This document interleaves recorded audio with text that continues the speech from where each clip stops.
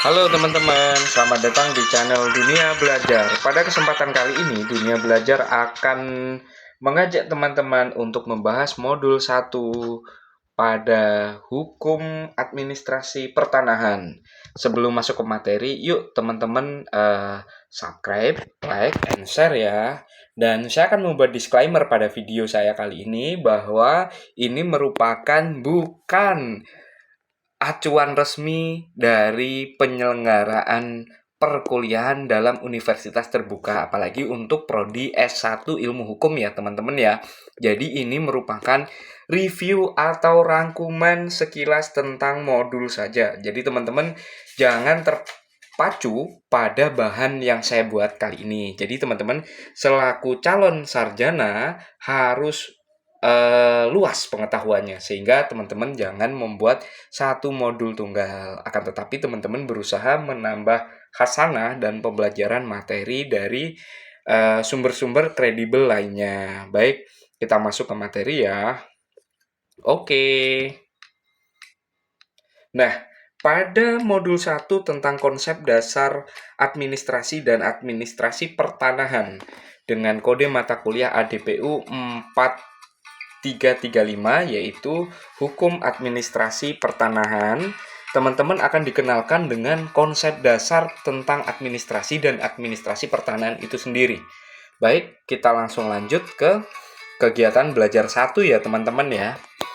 Pada kegiatan belajar 1 nih, tentang pengertian administrasi yang melatar belakangi mata kuliah ini, yaitu administrasi itu sendiri teman-teman dapat dilihat dari segi bahasa atau etimologi, berasal dari kata artinya intensif, dan ministrare yang berarti melayani atau to serve.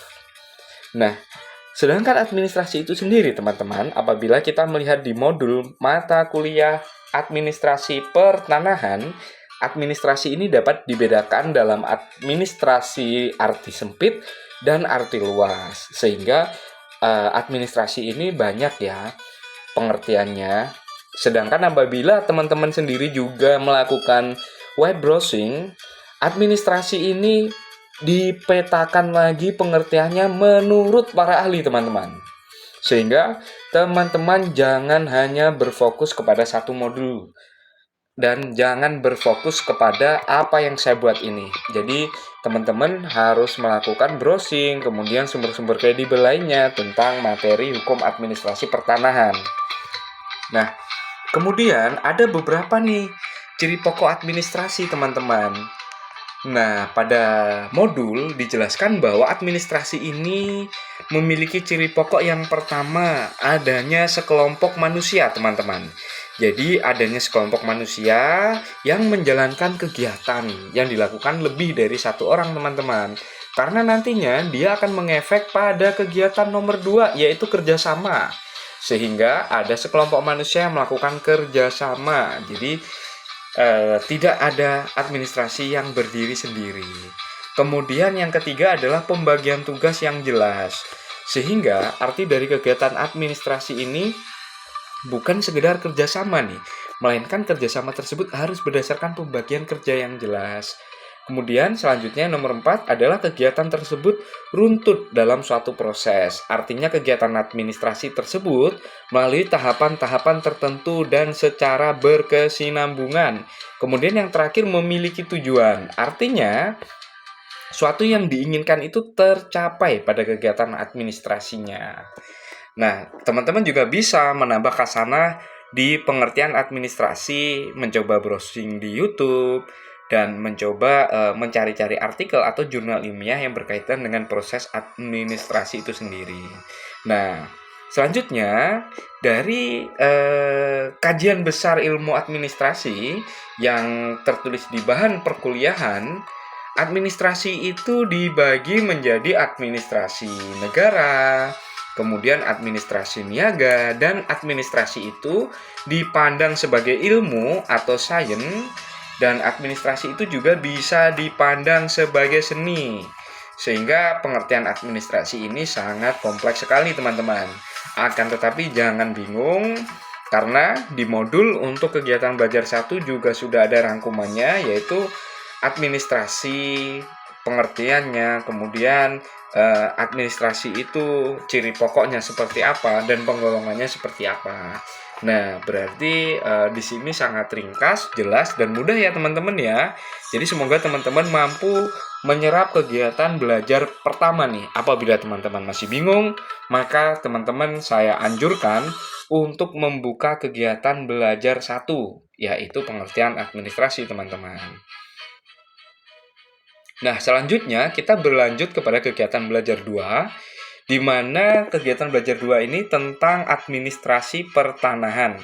Nah, di sini ada beberapa pengertian administrasi pertanahan, yang salah satunya adalah menurut Rusmadi Murad, yaitu suatu kebijaksanaan yang digariskan oleh pemerintah di dalam mengatur hubungan hukum antara tanah dengan orang sebagaimana yang ditetapkan oleh Undang-Undang Dasar 1945, teman-teman. Dan kaidah itu juga dijabarkan di dalam UU nomor 5 tahun 1960, atau lebih tepatnya, lebih sering dikenalnya sebagai Undang-Undang Pokok Agraria. Nah, teman-teman, kalau teman-teman sedang belajar tentang hukum tentang administrasi pertanahan atau hukum agraria, maka di dalam modul ini juga dijelaskan tentang UUPA. Nah, alangkah lebih baiknya teman-teman segera membrowsing UUPA dan menyimpannya. Alangkah lebih baiknya kalau di print. Kadang-kadang kan kalau disimpan dalam file digital itu suka lupa naruhnya ya. Kalau di print ditaruh di meja belajar, maka teman-teman selaku calon sarjana hukum di sini mampu menganalisis, mampu membaca kalau teman-teman lagi istirahat, dan mungkin karena kita ini kuliah di universitas terbuka, sedang kerja, maka bisa tuh ketika istirahat kita sedang buka kalau filenya ada di HP. Tapi kalau ada di rumah, diletakkan di rak, maka kita ambil tuh, kita baca dikit-dikit. Seperti itu ya teman-teman semuanya. Nah, kemudian pengertian pertanahan yang kedua adalah agraria. Ini ternyata berasal dari bahasa Latin teman-teman, yaitu dari kata ager, yang berarti tanah atau sebidang tanah. Makanya kalau kita sedang membahas tentang ilmu administrasi pertanahan, maka tidak jauh-jauh yang kita bahas itu tentang tanah teman-teman.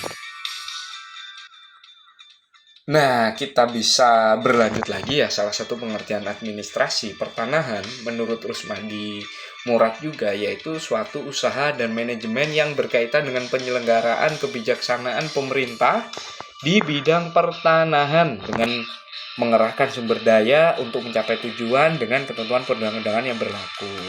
Sehingga di sini melihat dari pengertian ini, teman-teman yang cocok untuk mendalami, misalnya nih nanti niatnya mau jadi notaris setelah lulus di ilmu hukum universitas terbuka, maka sah-sah saja kalau teman-teman mendalami ilmu notaris kan ya. Nah, maka yang cocok adalah teman-teman yang pengen menjadi notaris nih. Bukan berarti untuk teman-teman yang memang pengen menjadi lawyer tidak cocok, bukan. Nah, kemudian yang kedua di sini tentang landasan hukum dalam undang-undang dasar kita, yaitu Undang-Undang Dasar 1945, ternyata terdapat juga di dalam bab 14 tentang kesejahteraan sosial. Nah, di mana sih teman-teman bisa melihatnya? Ternyata teman-teman bisa melihatnya di pasal 33, teman-teman. Jadi pasal 33 ayat 3 yang berbunyi sebagai berikut, yaitu bumi, air, dan kekayaan alam yang terkandung di dalamnya dikuasai oleh negara dan dipergunakan sebesar-besarnya untuk kemakmuran rakyat ya teman-teman ya. Karena kita ketahui bersama bahwa kekayaan alam ini adalah murni milik bangsa Indonesia, dan memang untuk mengolahnya ada aturan-aturan yang berlaku. Jadi tidak langsung ini teman-teman ya, tidak langsung bisa mengolah, tapi ada aturan-aturannya. Nah, itu mungkin teman-teman bisa belajar dalam materi hukum yang lain.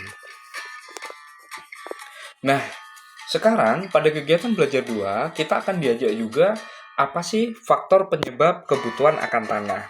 Nah, kalau teman-teman misalnya melihat bahwa faktor penyebab kebutuhan akan tanah, ternyata yang pertama adalah masalah pertumbuhan penduduk, teman-teman. Jadi kalau masalah pertumbuhan penduduk ini memang dialami oleh semua negara yang ada. Dan kedua, meningkatnya kebutuhan penduduk akan ruang. Nah, ini kenapa sih permintaan akan tanah terus meningkat? Karena ternyata penduduk itu ketika lajunya meningkat, maka mereka tentunya butuh rumah, tentunya mereka butuh tempat tinggal. Nah, maka seperti ini teman-teman. Akibatnya karena tanah ini juga merupakan bahan komoditi, di mana kita ini butuh tanah sebagai kebutuhan pokok kita untuk bernaung, untuk membangun sebuah bangunan, maka tanah ini menjadi komoditas yang mahal. Nah, kemudian yang ketiga adalah meningkatnya fungsi kota terhadap daerah sekitar.